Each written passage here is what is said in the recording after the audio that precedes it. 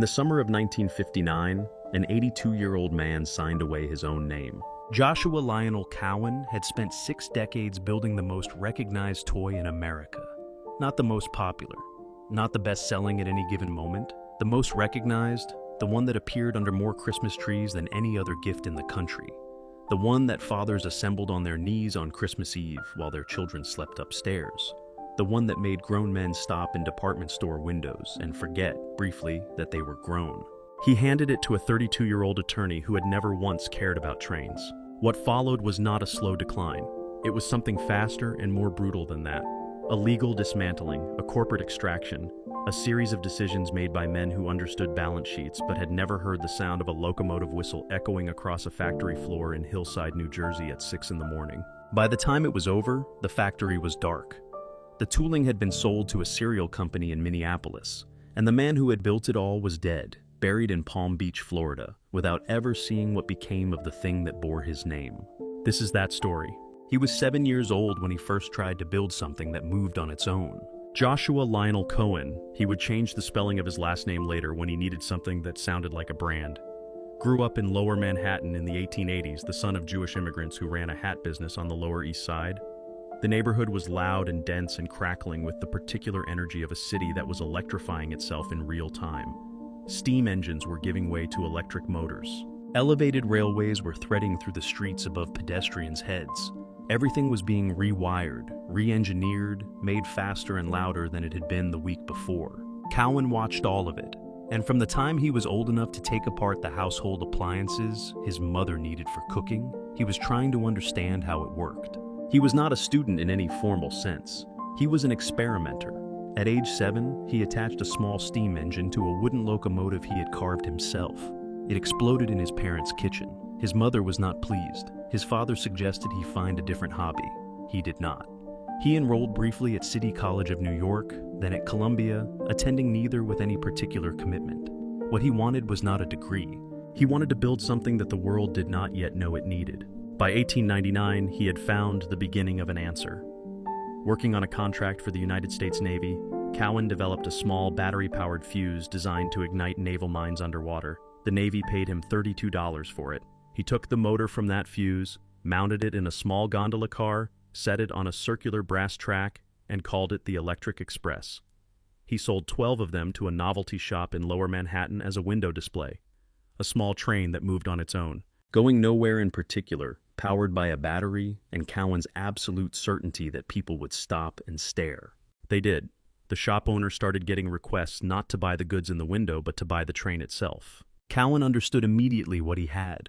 In September 1900, he and a business partner named Harry Grant registered the Lionel Manufacturing Company.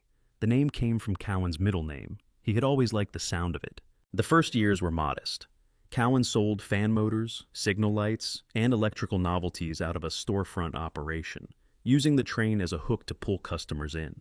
But by 1906, the train had become the business. He was manufacturing O-gauge electric trains, the standard that American hobbyists would recognize and collect for the next 100 years, and selling them through department stores and toy distributors across the country. What Cowan understood better than anyone in the industry at the time was that he was not selling a toy. He was selling a fantasy of control. A child running a Lionel train was the engineer of something powerful and precise. He threw a switch and the locomotive moved. He adjusted the throttle and it slowed. He pressed a button and a whistle sounded. In an era when most children had no agency over anything mechanical in their lives, Lionel Trains gave them a small empire they could run themselves. Fathers felt it too, maybe more than the children. By the early 1920s, the Hillside factory was taking shape. A sprawling production complex in the industrial flatlands of northern New Jersey, 12 miles from the Manhattan storefront where it had all begun. Workers came from the surrounding neighborhoods of Irvington and Newark, men who had worked in other factories before, and recognized immediately that a Lionel job was something to keep. The pay was steady. The work was skilled. The product they built was something their own children asked for by name. For a while, it was as simple as that. A man built a toy. Other men built it for him, and the country could not get enough. By 1953, the parking lots outside the Hillside factory filled before the sun came up. Men arrived in the dark, thermoses under their arms, lunch pails knocking against their hips as they crossed the lot in the cold. The first shift started at 6. By 5:45, the gates were already backed up. Foremen who had worked the floor since the 1930s said they had never seen anything like it. Not after the war, not during the post-war boom, not at any point in the company's first half-century. The factory was running 3 shifts. The machines did not stop between them. Inside, the noise was constant and physical. Stamping presses shaped sheet metal into locomotive bodies. Paint lines moved chassis through color baths in long, slow processions. Assembly workers, many of them women, seated at long tables under fluorescent lights, fitted wheels to axles, motors to frames, couplers to car ends, with the kind of speed that comes only from doing the same motion 10,000 times until the hands know it without the brain's involvement. The smell was metal and paint and the particular warmth of electrical motors running continuously in an enclosed space. An estimated 2,000 people worked that factory at its peak. The product they were building in those years was the post-war O-gauge locomotive. The streamliners, the diesels, the freight sets with operating milk cars and coal loaders and log dumps that actually functioned when a child pressed the right button on the transformer. These were not cheap toys. A complete Lionel set in 1953 could cost $40, $50, $60, the equivalent of several weeks' wages for the men assembling them. But the country was prosperous in a way it had not been in living memory, and fathers who had grown up during the Depression and fought through the war were not inclined to give their children nothing. They gave them Lionel. The numbers documented from that year still stop people cold. More than $32 million in revenue, and by most accounts, Lionel held roughly 2/3 of the American toy train market. Industry observers called it the largest toy company in the world, not the largest train company, the largest toy company, period. But the number that mattered more than any of those was the one that lived in American culture rather than in an accounting ledger. By the early 1950s, the Lionel train set had become inseparable from the idea of Christmas itself. Department stores built entire window displays around running Lionel layouts. The Sears Christmas catalog devoted full pages to them. Boys wrote to Santa Claus requesting specific locomotive numbers: the 773 Hudson, the 2340 Pennsylvania GG1, the 2333 New York Central F3, with the same specificity that adults used when ordering machine parts. They knew the model numbers by heart. They knew the features. They had studied the catalog the way previous generations had studied almanacs. On Christmas Eve, fathers assembled the track on the living room floor after the children went to bed. Some of them had been doing it for 10 years. Some of them were assembling a Lionel set for the first time, following the instructions with the careful attention of men who wanted to get it right. There is something in that image. A man on his knees in the lamplight, fitting curved track sections together, making sure the transformer was wired correctly before the children came downstairs. That sits at the center of what the 55-65 demographic remembers about mid-century American childhood. Not as nostalgia, as fact. As a thing that actually happened in their actual houses on their actual Christmas mornings. Joshua Lionel Cowan was 76 years old in 1953. He still came to the factory. He still walked the floor. Old workers who spoke to collectors groups decades later remembered him as a small man who moved slowly but noticed everything, who would stop at an assembly station, examine a finished locomotive, and sometimes set it down without a word, and sometimes say something that the worker remembered for the rest of their life. He had built something that the country needed in a way it could not quite articulate. Not the trains themselves. Americans did not need toy trains in any practical sense.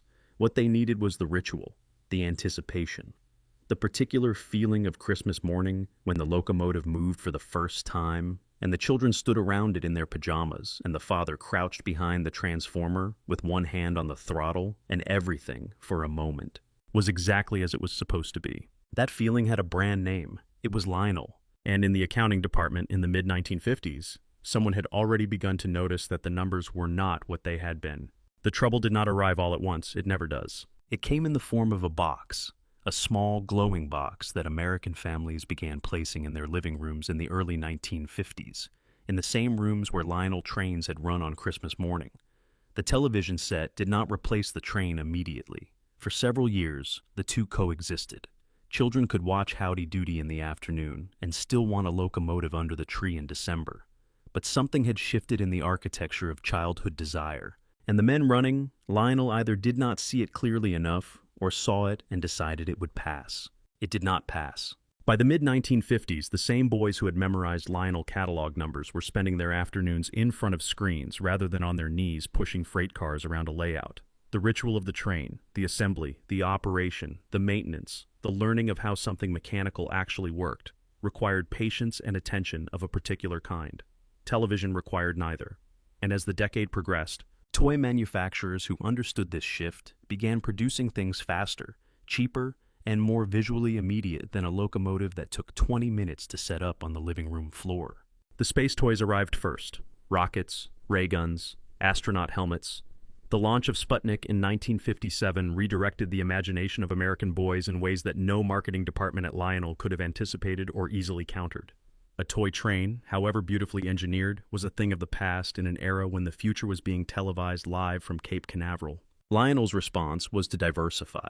Lawrence Cowan, Joshua's son, who had taken a more active management role as his father aged, began pushing the company into product lines that had nothing to do with trains. HO gauge sets, licensed from European manufacturers, a stereo camera, a fishing reel company called Airex Corporation, science kits, phonographs. Each venture was a small admission that the core business was weakening, and each one struggled in its own right, because Lionel was a train company attempting to become something it had never been and had no particular expertise in being. Meanwhile, the factory floor in Hillside was absorbing the consequences of decisions made in the executive offices above it. Labor disputes disrupted production in the mid-1950s, with strikes at the New Jersey plant that slowed output at exactly the moment the company could least afford disruption. Quality control, which had been one of Lionel's defining advantages over cheaper competitors, became harder to maintain as management pushed for cost reductions to offset declining margins. In 1958, the numbers made the situation impossible to ignore. Lionel recorded a net loss of $469,000 on sales of $14.5 million, the company's first annual loss since the Great Depression. 25 years of uninterrupted profitability ended in a single fiscal year. Joshua Lionel Cowan was 81 years old. He had been building trains for 58 years. He had survived the Depression, a world war, the rise of television, the suburbanization of America, and a dozen competitive challenges from companies that had tried and failed to displace him. He had done it through stubbornness and instinct and a genuine love for the product that his competitors could not fake. But he was tired, and the company his son was running was losing money in ways that did not have simple solutions. What happened next was framed at the time as an orderly transition, a family decision, a founder stepping back after a long career and passing the company to the next generation of leadership. That was the version told in the press releases.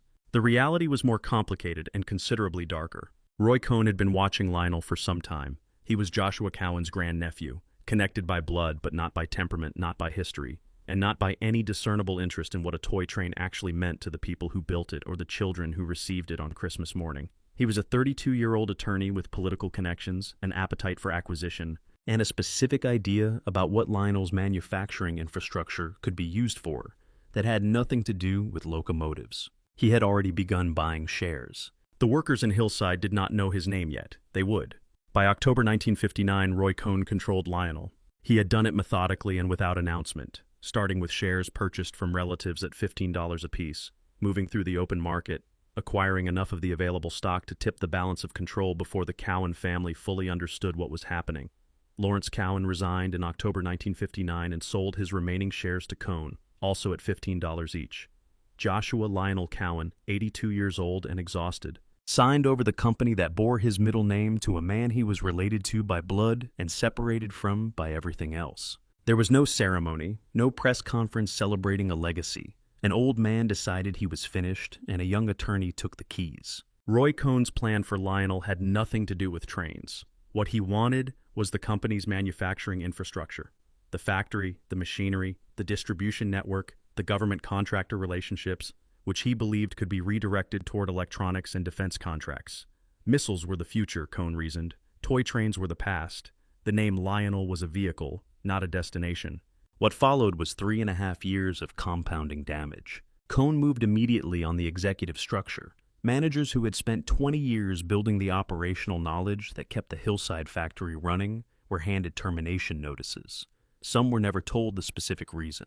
A former Army general named John Madaris was installed as president in 1960, a man whose qualifications were military and administrative, not manufacturing or toy industry. The institutional knowledge that walked out of the building with the dismissed executives did not walk back in.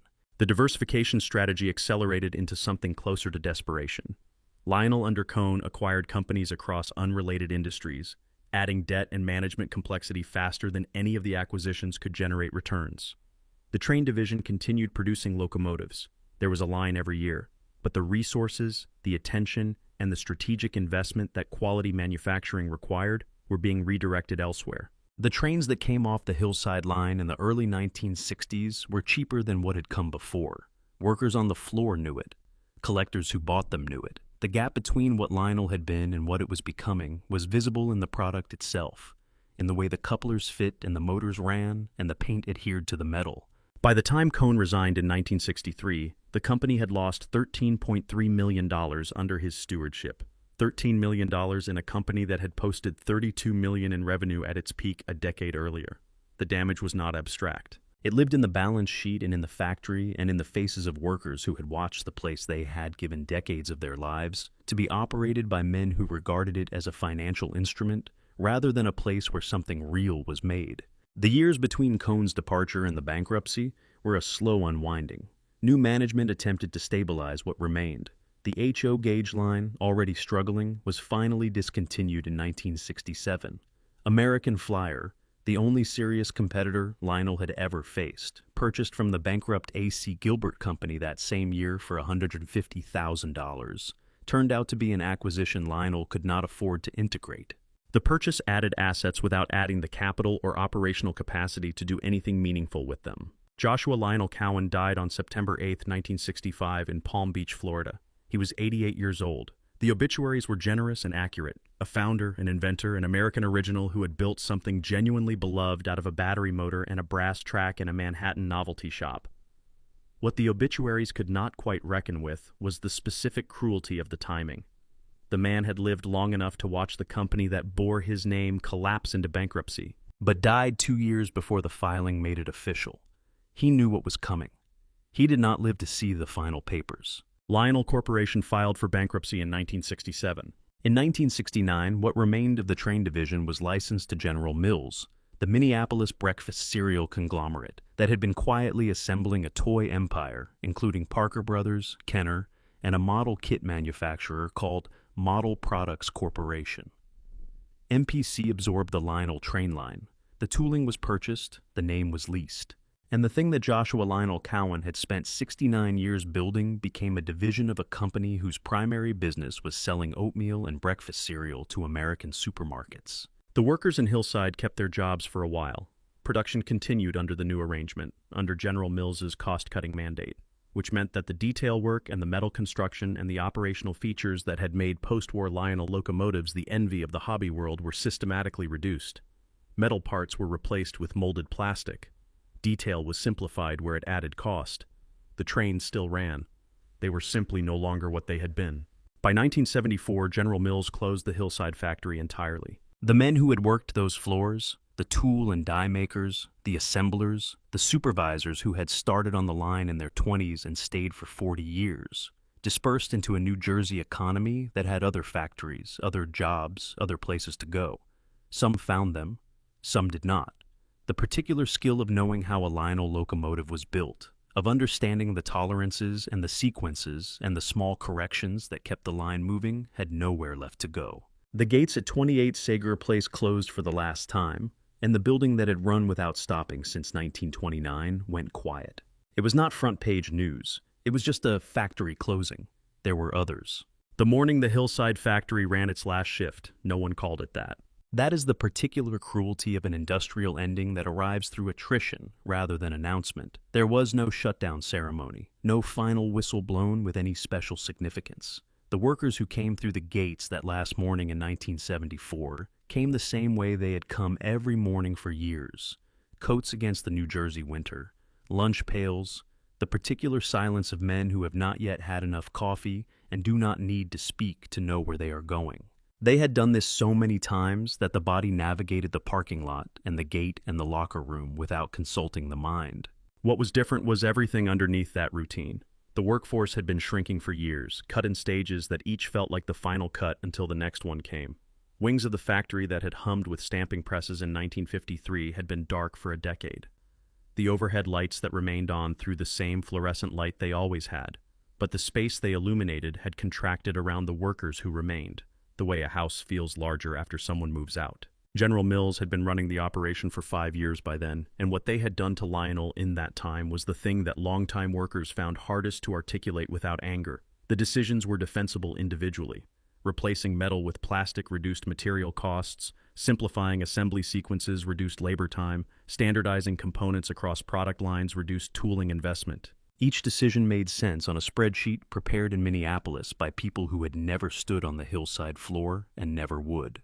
What the spreadsheet could not measure was what those decisions had cost the product. The locomotives coming off the line in the early 1970s bore the Lionel name, but not the Lionel character.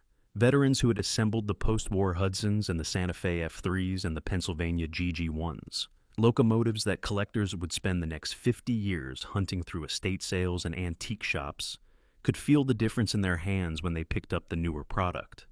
The tolerances were looser. The weight was different. The way a truck sat on a rail was not quite right in a way that was difficult to explain to someone who had not spent 20 years developing the tactile vocabulary to describe it. They did not say this to management. There was no point. Management was in Minneapolis.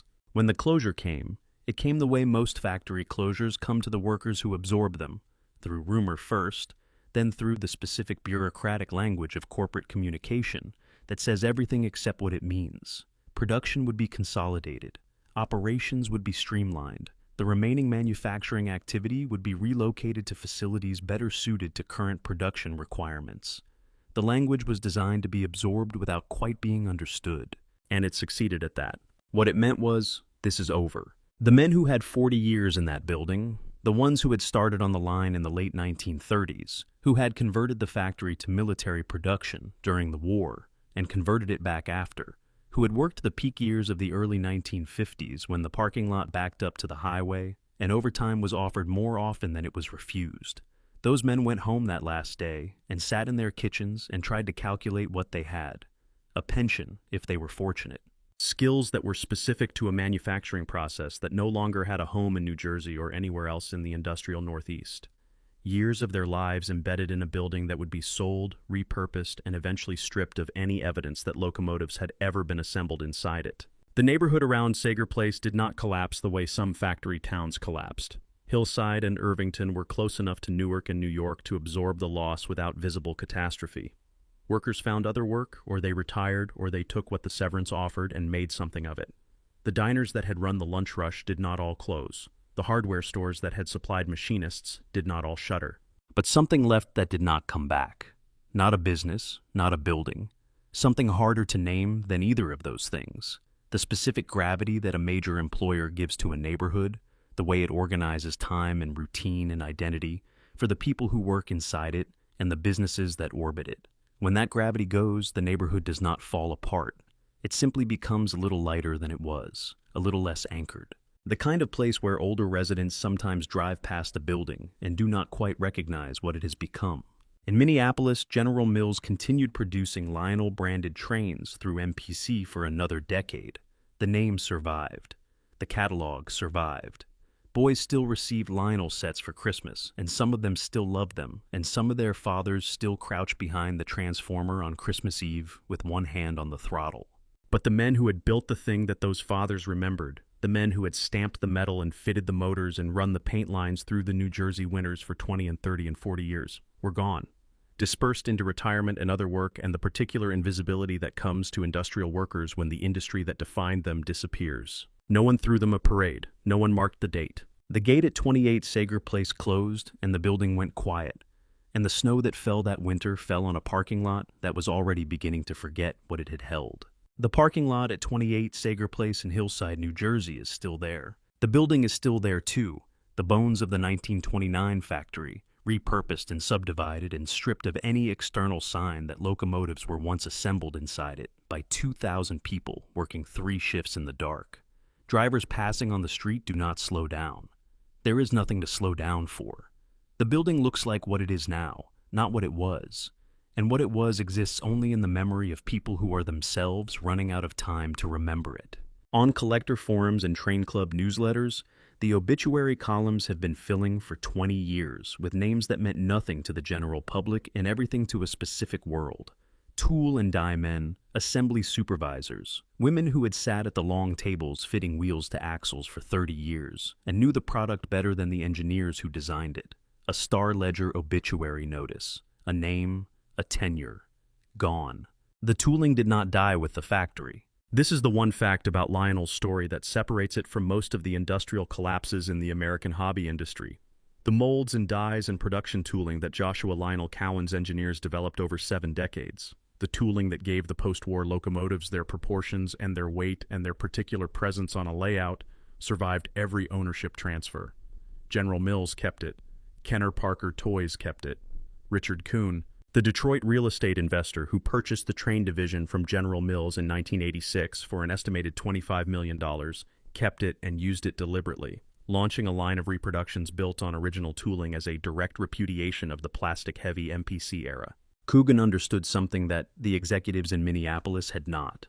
The people who bought Lionel Trains were not buying a product. They were buying a memory of a specific product made to specific tolerances that felt a particular way in the hand and ran a particular way on the track. You could not substitute cheaper materials for that memory and expect the customer not to notice. They always noticed. They had been noticing since 1970. Under Kuhn's ownership, the name meant something again, not what it had meant in 1953. Nothing would ever mean that again, because 1953 was gone, and the culture that had made Lionel indispensable to Christmas morning was gone with it. But something real. Something that acknowledged the weight of what had been built in Hillside and tried, with imperfect success, to honor it. The Lionel name is still on trains today. The company has passed through additional hands since Coogan, investment groups, restructurings, another bankruptcy in 2004, a reorganization, a continuation. It is a smaller business than it was, serving a collector market rather than a mass consumer market, operating without a factory anywhere near New Jersey. Joshua Lionel Cowan's name is on all of it. He would recognize almost none of it. What he might recognize, what the men who worked the hillside floor in 1953 might recognize, if they could see it, is the thing that happens every December in living rooms across the country, in houses where a father or a grandfather sets up a loop of O-gauge track on the floor and plugs in a transformer and watches a locomotive move for the first time in another year. The children who gather around it were not born when the Hillside factory closed. Their parents were not born when Joshua Lionel Cowan died in Palm Beach in the autumn of 1965. But the locomotive moves, the whistle sounds, and something in the room changes in a way that is difficult to explain to someone who has not felt it. Cowan understood that feeling before anyone else did. He built a company around it. Other men took that company apart, piece by piece, for reasons that made sense in boardrooms and nowhere else. The trains are still running. The factory is quiet.